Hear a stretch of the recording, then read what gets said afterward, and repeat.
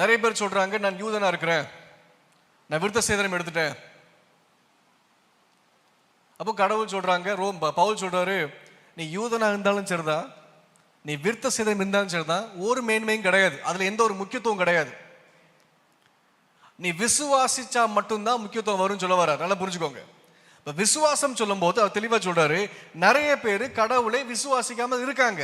நிறைய பேர் பழைய ஏற்பாடின் காலகட்டத்துல இஸ்ரேல் நாட்டிலே ஆகட்டும் அந்த கடவுளை நம்பாம இருந்தாங்க. இவங்க நம்பாமல் இருக்கிறதுனால கடவுள் இல்லைன்னு ஆகுமா?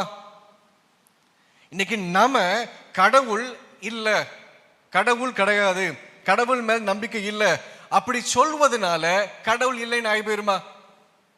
ஆகாது. அதான் அவரும் சொல்வார். 4ஆம் வசனம் சொல்லப்பட்டிருக்கும், அப்படி ஆகப்பட மாட்டாது. நீர் உம்முடைய வசனங்களில் நீதிபராய் விளங்கவும் உம்முடைய நியாயம்